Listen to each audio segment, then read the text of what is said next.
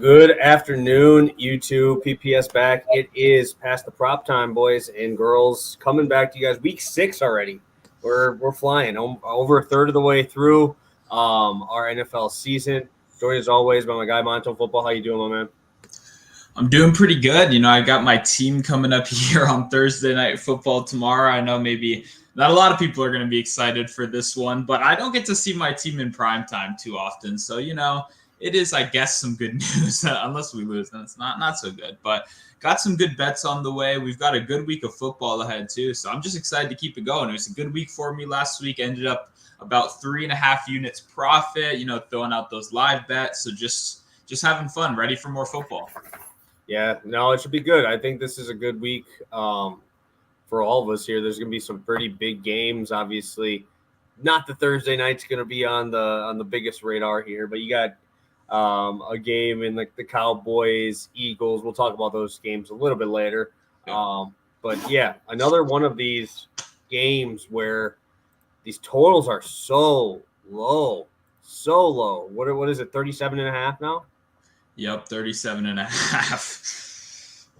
Absolutely brutal. But yeah, let's recap our Monday show. Total right now, we're 24-23, 2.93 units, still profitable, still in the green for you guys. I was not expecting the Las Vegas Raiders to just jump out to that huge lead. Otherwise, this would have been a smash because that whole second and third quarter was just running the football. And yeah, I just wish the Chiefs would have probably just stuffed the box there because all he was doing was throwing it to one guy and handing the ball off. So it was a pretty predictable game plan there. But it was McDaniels. He did exactly what we expect him to do, blow a game late, like always. I mean, that's what his MO's been here over in Las Vegas. What did you think? Did you think that game would have gone a little bit different when they went up like that?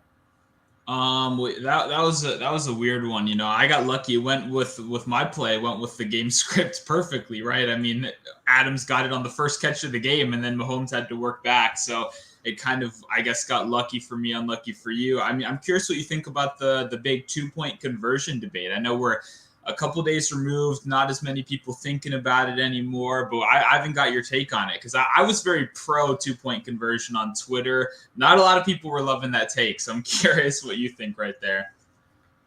I mean, I couldn't really trust their defense to hold them there if they would have. So, I mean, I don't mind the 2-point conversion, but I mean, that's just a stupid play. Like, at least give yourself a chance, like just running it straight up the middle. Like, that's where their best player on defense is. Right, Jones is right there. That's exactly where you run it. I mean, I really wish it would have been like a rollout or something. Like, give them a chance to obviously have the run-in option with Carr or throwing it in. It was just not a good game, like in my opinion, for like the other receivers, the other pass catchers. There was nobody else but Adams. I mean, at some point they're just going to get kind of fed up with this because it's just terrible. It's like where it's going, and they're just passing it, throwing it to one guy. Right. And I mean, even when Devontae was at the Packers, they incorporated tight ends, shot plays were not usually to Adams, but Adams is pretty much just having to do everything here. And I mean, it's just kind of, I can't imagine being a player on this team with these guys. Well, and it's even hard too you can blame the Waller injury, right? He got injured mid-game, but he's had 25 yards the last 2 weeks. So it's not like this problem was just created this week. And then Hunter Renfrow finally out there. Maybe he gets all these looks. He was running like 3-yard out. He was just sitting out there close to the line of scrimmage catching dump downs. So you're right. It wasn't the prettiest offense in the world, but hey, it was an interesting game. At least it was high scoring. We got some drama. I think it finally took away a little bit of the negativity around primetime. So it was an interesting game for sure. Bob saying that he thought it was smart to go for it. Yep, I kind of agree too. But I'm very pro go for it. When you're a team like the Raiders, you go for it against the Chiefs. You don't go for it against Jacoby Brissett. You don't go for it against Zach Wilson. I think you go for it against Patrick Mahomes. When you got a chance to beat Patrick Mahomes, I think you got to take your best shot at it right there. So I'm not going to be mad at him for that play call right there, but they did lose, and that made people very angry. They're just I don't think there's really a chance they're coming back. Like, even like they're so far behind already. Like, they're gonna have to do some major work here, and that offense is so just literally just focus on two dudes and you're good. And that's not what we expected when we talked about the Raiders to start this season, right? We thought they were going to be just throwing the ball all over the place. You got Adams, Waller, Renfro. Thank God for Renfro getting that catch on the last drive. I had him at 25 yards with Mahomes at 250. So he ended up going 4 for 25, and that last little 3-yard catch got us there. So thank you. That was huge. But what a call by us here on Dylan Carlson. I literally said, if you're gonna bet this, you bet first half. Take him to hit it in the first half, and he does it, dude. He got both of them in the first half. Obviously, I wasn't expecting them to be winning, right? Obviously, that put a wrench in everything. But we said he's gonna do it in one half, and by golly, he found a way to do it early and often there. Well, you were right. I wasn't. Okay. I was definitely like, no, they're not going to kick field goals against the Chiefs. I also didn't think they would go up 2 scores against the Chiefs in the first half. So Carlson's automatic, though. You really can't bet an under against a guy like that. If they get it within 60 yards, he's probably going to make it. He's not Justin Tucker level, but he's probably the second best kicker in football, right? I mean, I think that's pretty safe to say. So obviously got the job done. Yeah, no, Butker not being healthy really does make him number 2. Butker's usually the guy I refer to as the second best. But, yeah, we talked our way out of that one on the Monday. So let's head into this Thursday night game. Obviously, we have the expert, right? You are the commander expert. What are we looking for here? Obviously, there's not many real superstars in this game. Maybe – you can talk about possibly McLaurin being the biggest name in this game, but you got split timeshares at both running back positions. You have really no alpha on the Bears. I don't even think Terry McLaurin's the alpha on this team anymore. There's really just a lot of things up in the air in this game for me personally. Yeah, no, it's a weird one. I do think Montgomery, I think it's a little unfair to call it a timeshare. Herbert is there, but I would classify him more as a nuisance than anything, right? Like he will steal a couple carries, but I believe he only ran the ball 4 or 5 times last week. I think we see that again as Montgomery gets more healthy. I do think that they trust him as the guy. Herbert just happens to be like the best backup in football, just kind of sitting there waiting. I think the biggest thing for me right here and why I do kind of think Washington is going to win this game is kind of how I felt about Washington last week and why I believe they should have won that game as well, is because they can stop the run pretty well. They can bottle up opposing running backs pretty well. I mean, obviously Derrick Henry had an okay game on paper. When a guy like Derrick Henry touches the ball 30 times and you allow no game-breaking plays, right? They held him in check for the most part, a couple 15-yard runs, but nothing Derrick Henry level, right? No huge 50-yarders, took the game over, nothing like that. I think Washington will be very good at controlling the run. The problem is you can really easily beat Washington through the air. I didn't think Tannehill was going to be able to do that last year, and he really wasn't. Washington just beat themselves because they're a poorly coached team with a lot of holes, obviously. That's also a possibility this week. But pretty much what I'm trying to say is I'm not convinced Justin Fields can beat them through the air. I'm not convinced that wide receiver core is strong enough to really take advantage of the major weakness that Washington has, which is their coverage, right? They're not good. Linebackers aren't getting coverage. Corners aren't getting coverage. Safeties aren't getting coverage. So it's one of those situations where I think you beat Washington through the air. And I'm not sure if the Bears are going to be able to do that, but I do think it'll be a real ugly, kind of grinded out game. But I do think Washington will come out on top. Do you have a definitive take on who you think's winning this one? Dude, I've been saying it. I've been saying it about your Nationals. I thought they should have won some extra games that they lost there. Same thing with the Commanders, dude. Their offense is actually playing pretty damn well. Like numbers wise, like if you go just fantasy numbers for fantasy numbers, Carson Wentz is not doing as poorly as people are talking about. Yeah. And we talked about it last week. I had his completions last week. But this dude just went up and down the field on these guys when he needed to, right? When they just said, screw the run game, let's go. Let's just throw the ball around. Carson Wentz was all over the place. What did he have, 320? He ended up with 320 there. I don't think the Bears pass defense is good. I don't think the run defense is good.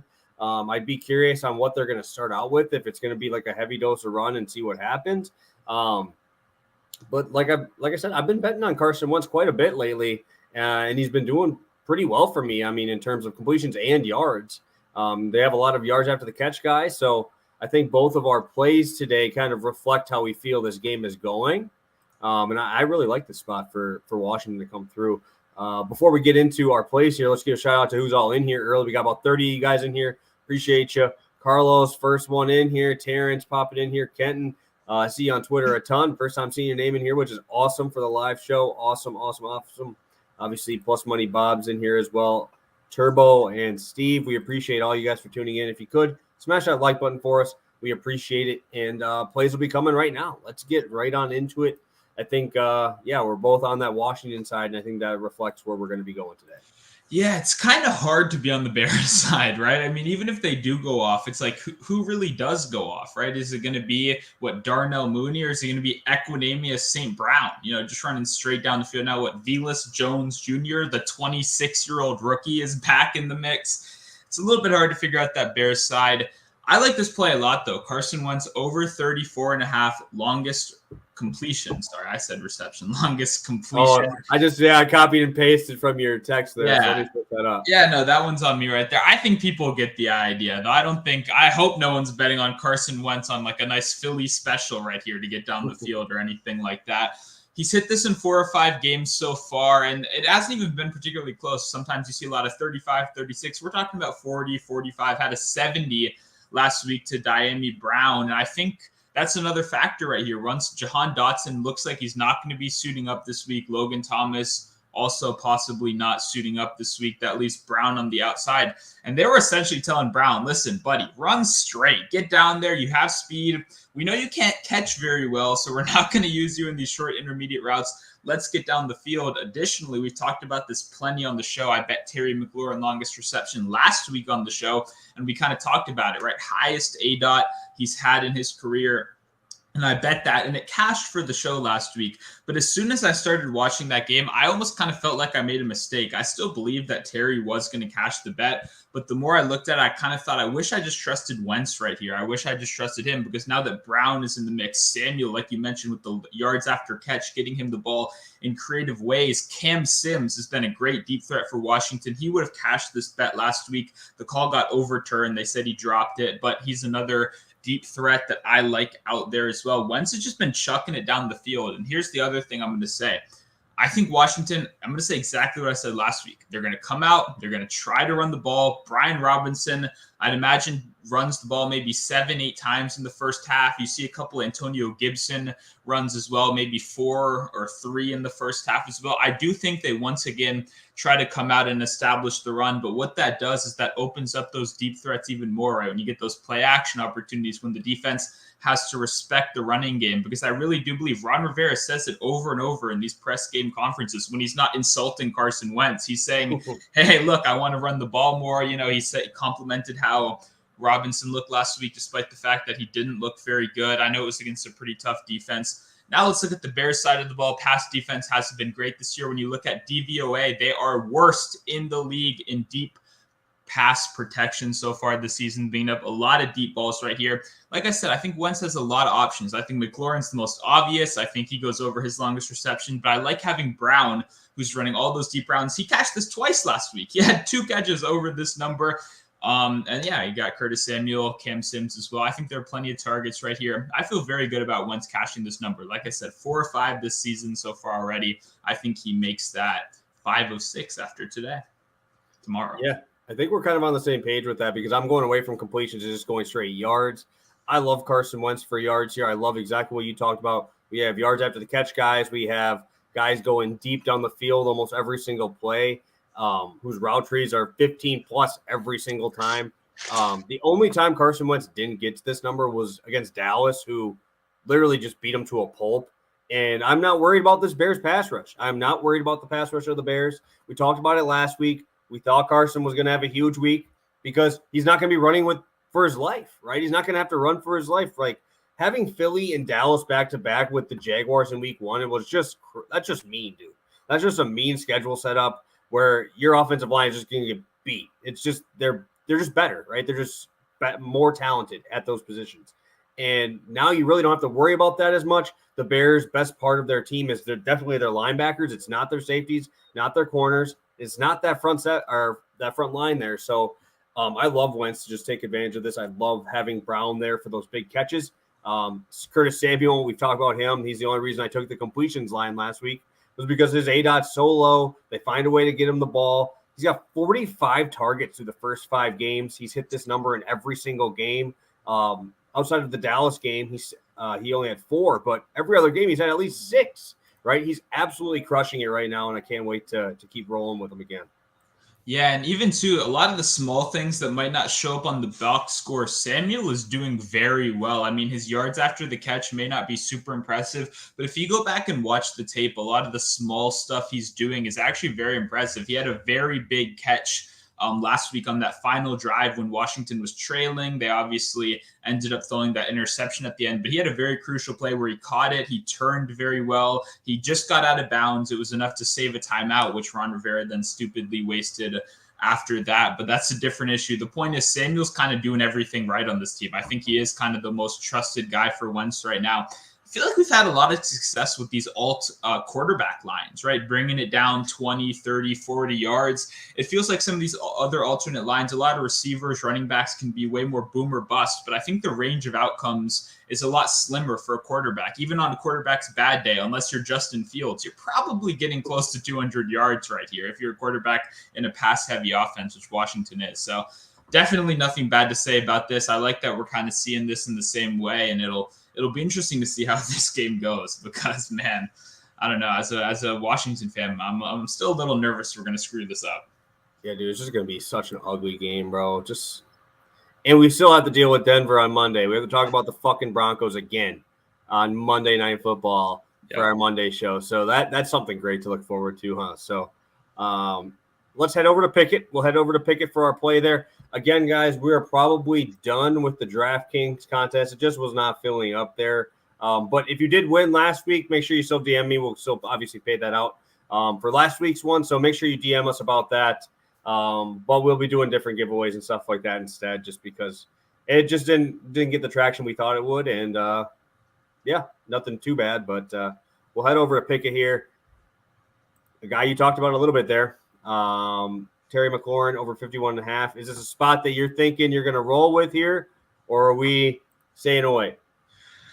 I mean, the way I've been looking at it all season is if I were to bet yards, once again, I think I just go longest reception with the way they're utilizing him. It feels like, I mean, last week I bet it at 24.5. It's interesting that it's only 21.5 this week. I think a lot of that has to do with the total, right? 37.5. I think books are anticipating a slower game, which means less opportunities, a little bit more running. I do think he probably goes over this, but this isn't really something I'm kind of going out of my way to bet. So I don't know. I mean, I think McLaurin's kind of likely to catch the longest reception, so I will go over. I'll tail this one right here, but it's not really a strong lean. I do think it's a low number for a guy that we've seen put up phenomenal production pretty much since the moment he stepped in the NFL. It's just the usage has been kind of all over the place, so I'm not like running to bet this necessarily, but I do think he goes over the number. Yeah, I like McLaurin. Only reason I'm going to take the over is because I'm already on the Wentz yard, so I'm not going to be just cheering for him to throw to 3 guys and not his number one target. So I'll roll with it. Not going to be something I'm going to bet personally, but kind of have to. I can't take an under on him and be on the over first quarterback. It just feel weird for me. But yeah, I will be on that one. We're going to head on over now. We're heading over to Sunday. We're moving our thoughts away from this 37.5 point total. A couple other games that might actually have some touchdowns in it. First one I kind of wanted to talk to you about here is going to be a game I don't think you were thinking I was going to bring up. What's your thoughts on this Baltimore Giants game? We got a 45.5 point total, a lot higher than what you'd expect, but Baltimore just finds their way into shootouts. Yeah, no, that's not what I expect you to ask. You know, all these good games. I respect we're going to the appetizer first right here. Oh, yeah, we can't go to the big one right away. I have the Ravens are losing games, but they're not necessarily losing like they're not getting crushed, right? They're kind of losing in kind of stupid comebacks, right, to good teams. We saw it with Miami. We saw it with the Bills. I think these two teams are on different levels right here. I mean, personally, the Giants are squeaking out wins, but it's kind of the opposite way. You're kind of turning off the TV and you're going, how did the Giants just win that? Like Darius Slayton is the number one wide receiver. Saquon Barkley keeps taking direct snaps at running. Like, what's going on? You know what I mean? It's one of those kind of weird situations right here. For DFS and kind of overall, like, fantasy purposes, I think this is probably another Lamar Jackson week. I mean, he was very unsure to run, which was kind of odd last week. As someone that bet his rush yards, he cashed it at the very last second on that last kind of garbage time drive at the end. But yeah, I don't know. It's interesting for me. Lamar, the unwillingness to run wasn't something I love. Is Bateman going to be back? Do we have any information? They didn't say anything. There's been nothing specific out yet. Gotcha. Because I would like to see Bateman back, but probably a Saquon Barkley day as well. I mean, maybe I go receiving yards rather than just rushing. I do think that Ravens kind of middle of the defensive line is pretty strong. What do you think about this one? Yeah, that's exactly what I was going to say. Is I don't know.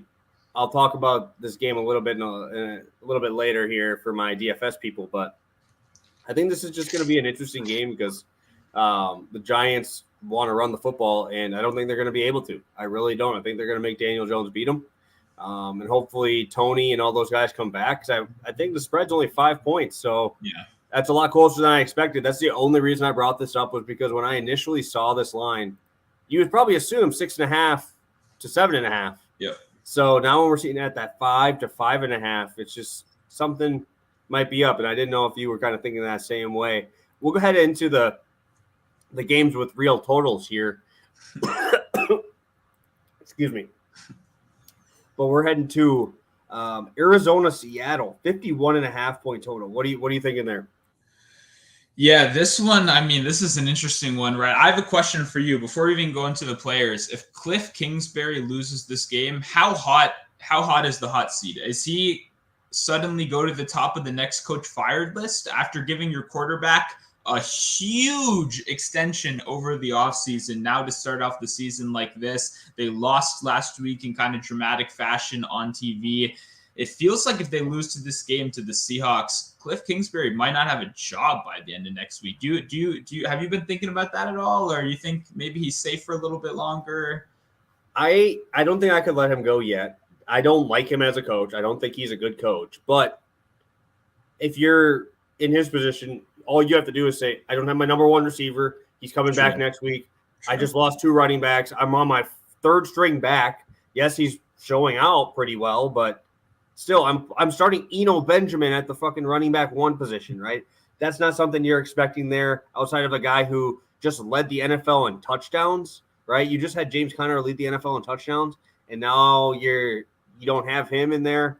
I think they're going to make sure they wait till at least like 8 or 9 when Hopkins is at least playing, because that's just a big excuse that you can use, right? That's just something so big that's missing from this offense, because instead of him just chucking the ball up to Hollywood Brown, right, you're throwing that up to D-Hop, right? You're probably one of the best one-on-one receivers at the point of attack in the NFL, right? So I think that gives him a little bit more leeway. I don't think he's a good coach. I mean, he's not worse than Pete Carroll, and that's what we're going to talk about here. Pete Carroll's a bitch. He's terrible. The fact that he just talked about Drew Lock starting is criminal. This man should be in prison. His coach definitely wants to blow the season, bro. Yeah, no, that was a very funny quote right there. After Geno gets talked about all week by the national media, he comes in with a little Drew Lock. Yeah, maybe he's trying to motivate his guy, but even then, it's I don't even have a defense for that one, honestly. It'll be a good game, though. That's for sure. I don't know if it'll necessarily be the best, like this isn't 2 Titans clashing like we're going to talk about, but I think a lot of points are going to be scored right here. I don't think either team is really going to be able to stop each other too much on defense, making this like I think a lot of the attention is going to be on obviously the gem of the week, especially DK ownership, right? We're going to see a lot of Bills, a lot of Chiefs. I think this game could be the game that maybe you just go super heavy on this game and you kind of put the auxiliary pieces. Maybe you slip in an MBS in your lineup, something like that, to just try to get a little bit different from the field. All I'm going to say is they before I get into anything else, Steve Nash and Pete Carroll, they got to go somewhere. Send them off to an island or something, bro. Those boys they must be a part of like the Italian mob or something, bro. Because there ain't no way you're that stupid. There's no way you're that stupid. Plus money, Bob, bringing up, cooking up a Wentz, Geno. Hey, there's a lot worse parlays you could throw together, man. Two elite quarterbacks in there. I can't fault you for that. But lastly, before we head into our spot, I'm surprised we didn't have any of our specific studs or value guys from this game. That Bills Chiefs 54 point total. We remember what happened last year. It's going to be a crazy game. Obviously, game of the week. I'm very heavily invested in this in fantasy. I have Josh Allen in almost every league I'm in. Gabe Davis in almost every league I'm in. And I have Kelsey too. So it's like this is a crazy game this early in the season. Yep. But there's so many options, right? Like you could run a stack and have completely different people in a lot of these because there's just so many good, talented players in this game. And that's what makes it tough, though, right? That's what makes it tough at the end of the day. Are you going to play Isaiah McKenzie? Are you going to play Mecole Hardman? Are you going to play Sky Moore? Are you going to play CH? Some of these guys, because you can't just play all the best players. You can't just play Diggs, Davis, Josh Allen, and Travis Kelce unless you want to have every other guy in your team be min price. And even then, I don't know if you can get that math to work out. You're going to have to kind of find the sneaky guy that goes off. And I think that's kind of the tough part, also the fun part, I guess, of DraftKings right here. Do you have a take on who you think is going to win this game? I lean Bills. I do, just because I like the Bills. I think their defense is better than the Chiefs' defense specifically. Yep. We've seen them when they played a pretty good defense in the Chargers. And I mean, Jacoby Brissett just threw up 28 on that Chargers defense. So I think that they'll be able to look at how the Chargers did that. And they have enough athletes, man. I know they're missing Micah Hyde, but they finally got their big boy in the middle back, right? He was in the middle of that game last week. Obviously, it's almost last week was like a bye week for these dudes, right? They played 3 quarters, sat the rest. They were looking forward to this game, and they just had to get through the first couple quarters of that game. So Chiefs just went through a barn burner, right, on a Monday night, and now you have to go and play these guys. I got to lean Bills. I think that the Bills take it for sure. That's kind of how I feel too, and I'm normally not one of those like look-ahead guys. You heard a lot more in college too, right? One of those, they had more time. These are 2 elite teams, and when you got to give a slight edge to one, I think a lot of people are going to say the same thing we are and give that edge to the Bills right here. I'm in the same vein, but it does get a little bit worrying. Like, how popular are the Bills going to get right here? Because at the end of the day, it still is 2 of the best teams in football squaring off. So this one, I mean, obviously you normally ask what's the main TV game. I don't even think you needed to, right? I didn't today. Main TV game is Chiefs Bills. The whole world is going to be watching, and it'll be a fun one, man. I'm excited to get some bets down on that game. Although I'm sure are both these lines going to open like 300 passing yards? Stephon Diggs 99.5 receiving, Kelce 85, even though he only had 20 last week on 7 catches. It's going to be some absolutely crazy lines, and they know most people are going to be too scared to take the unders on those. So they can kind of go as high as they want. It'll be an interesting one. Yeah, no, I don't know where I'm going to be able to go in this. It might be one of those buy down places, just like we did for today's. Nick, we do have. I did post that for my play here is Samuel 4 catches and Wentz 195 passing there, just to make sure you did get that one. But without further ado, we talked about our favorite games. Let's head into it. You want value or stud first here? Let's go value first. Value. Start a little bit low. For me, it's got to be DJ Moore, a guy that you would not expect to be in this segment of the show whatsoever. At all. I was very surprised to see this. Me too. Even in my text message, I made sure to put his price to you just so you'd know that I'm not like lying and trying to sneak an expensive guy in here. I mean, DJ Moore is priced next to Isaiah McKenzie, a guy we just talked about a second ago, who missed last week, arguably the 3rd option, maybe even the 4th option behind like Devin Singletary, who's checked down God now on that Bills team. Man, they just fired their coach. Even on just kind of a narrative perspective, before we even talk about anywhere else, isn't this kind of the perfect thing, right? We just had that interview a couple weeks ago where DJ Moore's like, did you see that? Where he's sitting there like grinning. They're asking him like, hey man, like essentially they're like, why aren't you good this season? And he's like, the team. And they're like, yeah, but you were good every other season. Like, what's going on? They're trying to get him to kind of put the blame on somebody. And he's sitting there with like the biggest grin in the world. And he's like, no, we're okay. We're good. I just think this is kind of the perfect opportunity. You fired your coach. You've got an excuse to change up the game plan. I don't trust their new system there. I mean, McAdoo, like we've talked about on the shows, this guy should have went out the door with him, but you can't really fire all your coaches. That's not exactly how it works at the midseason point. I think it'll be a perfect excuse to say, listen, we've got a new quarterback under center. Let's get out there and just target DJ Moore 10 times. What do we have to lose for targeting our best wide receiver 10 times right here? Obviously, McCaffrey is going to be involved. They play at a slower pace in general, but this price is so low for a guy of DJ Moore's talent caliber. Like I said, Isaiah McKenzie is right there next to him. And then you think, well, is this going to be really popular? And I kind of had that thought for a second too. But then I want you guys to consider when you're sitting there clicking these guys into your lineups, are you really going to go Carolina Panthers, PJ, what's his name? Walker. I think I said Tucker a second ago or something like that. Whatever. PJ Walker coming in here at quarterback. Do we really think a lot of people are going to confidently check in DJ Moore in this Carolina offense? This is a star wide receiver that's in a shitty situation. I'm going to trust the talent to kind of go over everything else. This may end up a little bit contrarian. Like I said, I'm having trouble finding the belief that people are really going to play that much DJ Moore this week, and he's just way too cheap. So I'm going to trust DJ Moore despite the fact that the Panthers are a real ugly team.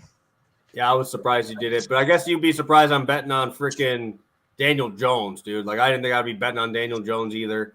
It's the exact reason we talked about that game. I like Daniel Jones quite a bit. 5,200, super cheap. You can pretty much afford everybody in that Bills cheap game. If you want to go there, you can afford all the big-time studs that we're going to talk about shortly. But Daniel Jones, 5,200. I'm expecting to see Tony out there hopefully this week as well.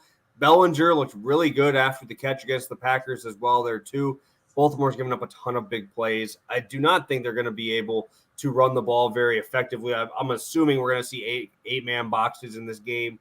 And they got to give Saquon the ball somehow, and I think it's going to be through the air. I obviously think Saquon finds a way to get in the end zone again. But all those yards after the catch for Saquon, they still count for Daniel Jones, right? And at 5,200, that is just so cheap. It's really hard for me to go away from that, especially in a spot here where I think they're going to have to pass the ball and score, right? When we look at games that they have won, right? The Bears game they won, right? He only threw the ball 13 times, right? They were behind in the Packer game. He threw it 27 times. They were behind for a bit in Carolina. He threw it 34 times. They lost to Dallas. He threw it 37 times. If we get 30 attempts, I think we get at least 15 points, and that's fine, right? He still has the rushing ability. Even with a bum ankle, he still got 35 rushing yards on the Packers. So I think that we have the ability to get some sneaky rush upside here too. So sign me up. I'm going to do it boldly, but I've been riding these garbage quarterbacks all year, and I've been doing pretty good on them, and I think this is the game I get Daniel Jones. Yeah, it's an interesting one. I mean, Harbaugh hasn't had the most success in late game situations, but he is a good coach. I do believe John Harbaugh is still one of the better coaches in the NFL, and I do think he will come with a very sound game plan to kind of limit that run game. His ankle does worry me a little bit, but like you said, he ran last week, and if that was just kind of an appetizer, maybe he's gotten a little bit healthier. Daniel Jones has been running very well this season so far, so I do like that. Last week I played a Brady Fournette, and then I went to Godwin. And I think if I would do a similar thing where normally you don't like the correlation when you play quarterback, running back, but with a running back that we're projecting for maybe 6 to 8 targets, then suddenly that's more than any other wide receiver we're likely predicting. So I do think I could see myself maybe a little sneaky Daniel Jones, Saquon Barkley, and then kind of plug your nose and pick another weapon on that Giants team. Maybe it's Bellinger. Maybe you save a little bit of money at the end. Hope he's that cheap tight end that falls in the end zone this week. It'll be interesting, but I definitely do see the path to upside right here. It's just such an ugly offense, but hey, they find a way to get it done, I guess. So now we're going to go to some names that you probably will like putting in your lineup a little bit more than throwing DJ Moore and Daniel Jones. But I'll kick it to you first. 6,800 DK Metcalf, your choice of the week. Yes, man. I mean, talk about who's going to be expensive this week. Once again, I touched on the general game theory a little bit earlier. When people are spending all the money in the world on this Chiefs game, right? It's the expensive guys, the Chiefs Bills. I think there's going to be a lot of low-owned, really talented guys at the top, and it'll just be about picking the right ones. Metcalf was even a little bit cheaper than I thought he would be, right? 6,800. I could see him maybe 71, 72. After these last couple of weeks of Geno, all-star Smith. I mean, maybe if we see another quarter, if we see Drew Lock out there, then I'm taking him out all the lineups. Okay, I'm not messing around with that. But I think there's like a 1% chance that we see Drew Lock this week. So I'm not going to worry about too much. We obviously see a high total right here. Arizona has been a pass funnel defense so far. Number one pass rate over expected. They're throwing the ball a ton. Like you mentioned, James Conner has been banged up, likes to play the first quarter of every game, hit the bench, let Benjamin come in and do whatever he does. So I do think this will be a high scoring environment. I think there'll be opportunities for Metcalf and Lockett in this game. I've just seen more from Metcalf, right? He looks great out there. It looks like he has a better connection with Geno. That's even dating back to last season when he came in that primetime game and immediately came out and peppered DK Metcalf with targets. This just feels like a guy that might go a little bit undernoticed when he probably should be a chalk guy. But since we have so many big names at the top, since there's going to be so many people trying to get Josh Allen, Stephon Diggs, Travis Kelce, I think there's going to be a little bit more opportunity than they should. And I think Metcalf presents a great target up at the top. Yeah, I love it. I love Metcalf, dude. I just like that team. I think that they just have the ability to toss it around. Obviously, you're looking for it to go to him versus Lockett, but the big play guys, the guys you are hoping for, right, in these big tournaments, you need a guy to get those 40-yard receptions. Those are going to Metcalf. I'm heading to Stevenson. Damien Harris is going to be out this week, only $6K. I put him as my stud, though, because obviously anybody over 5,500 we consider a stud or not value anymore. But what do you have? 156 last week, 25 carries, 161. 35% rushing or matchup advantage for his offensive line here. And we just saw 173 from Eckler. We just saw Algier, Cordero Patterson, and what's his name? Huntley combined for over 180 yards rushing on this defense, right? The Patriots would rather have him run the ball than pass the ball around here. So I could exceed 25 carries for Stevenson here. I could still see him getting the pass down work with Harris out. It's just, man, dude, he could just absolutely blow this slate up against this awful run defense of the Cleveland Browns. Yeah, no, and before I do, I want to say if anyone has any more questions, make sure to get them in while we're talking about this right here. I love this one. I love Stevenson. He was my cheap guy last week. I knew once Harris went out, he obviously wasn't going to be a cheap guy anymore, but 6,000 for the kind of production we're talking about. There have been two major defense that have kind of fallen from grace this season. Number one, I think, is the Saints, right, from what we've expected. The Browns have a pretty good argument that they're number one as well, though. I mean, what's going on with that defense? You listed all those names. Obviously, the Chargers are a good offense, but teams are doing way better than they should be against this Browns defense, especially with Myles Garrett coming back. We would have thought maybe that changes things up. Even if one player doesn't necessarily shift the game, if there is a tier of player, though, he's probably close to that tier of one guy that can single-handedly change things. That didn't necessarily happen last week. We saw you can beat them everywhere, man. You can beat them on the ground. They were getting beat through the air. I'm not sure what's going on with this Browns defense, but like you said, the Patriots are going to come in here once again, and they're going to run the ball a lot. I'm trying to think, who's the backup now that Stevenson? I don't even know, dude. James White ain't there. He retired. They have that short pass-catching guy, but he's not going to steal too many carries. He'll probably maybe vulture a couple of catches. They played him a little bit last year. I forget what his name is. Real short, not going to take any between the tackles carries. Now Stevenson will also get the goal line work too, right? That's been the biggest thing if you've been a Stevenson guy all season long, is that it's really been tough with Harrison vulturing a lot of that stuff right there. So I think Stevenson is a great play this week. He'll be popular. That's the one thing. If you're playing Stevenson, you probably got to find some other guys to get different. You shouldn't not play a guy just because they're popular, because I agree, he's a great play for the price. You just need to make sure if you're going to do that to get a little bit different somewhere else in the lineup. Hey, and that's how you get different, is you play these dudes. You play the guys that nobody wants to click their names, right? That's how you get different. And that's why you've seen us not go to Kelsey's and Allen's, right? You guys are smart enough, right? If you're betting on football and you've been watching enough games, you already know they're probably going to have good games, but everybody else knows that too, right? The common fan is going to all know that too. So to make the money in these bigger tournaments, you got to be a little bit different here. And I think that's where we're going to be on a little bit clicking that ugly button on DJ Moore and clicking that ugly button on Daniel Jones. Sometimes you just got to do it. Even go up, pinch your nose, just cover your eyes, just do it and get it over with. Rip it off like a Band-Aid there. But, yeah, I think we got through everything here. Off topic here, but before we get to our recap, I am not a huge Kyle Wright fan. I haven't really been all year. He's been getting a ton of wins with a ton of run support. I like Philly's first five. They are minus 125, I believe, on the red line. So I would lean that if I'm going to take anything in that Phillies game. A lot of soccer today, too. A lot of Champions League going on right now as well. So it's a crazy day for some sports. Yeah, I hear it in the other room right now. But yeah, for me, I really couldn't. I mean, my opinion would be very useless to you. So I'm glad you gave us that. Maybe I'll even tell you. I want to get into a little bit more playoff baseball. Just busy time of year, obviously.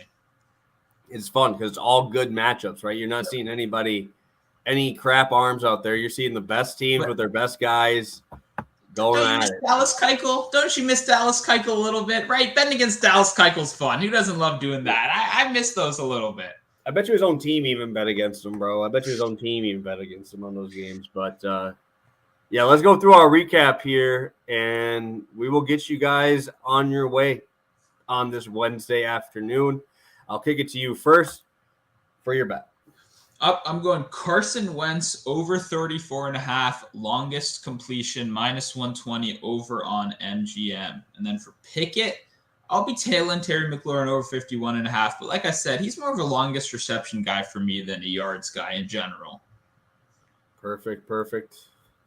And then, for my stud of the week, I'm going Dk Metcalf at a little bit cheaper than he should be, $6,800 this week. For my value guy, you're going to have to plug your nose, like you said, go over to the Panthers, load up DJ Moore at $5K next to Isaiah McKenzie, man. That's crazy to me. DJ Moore next to Isaiah. I didn't think that day would come, but it's here, so we're gonna try our best to take advantage.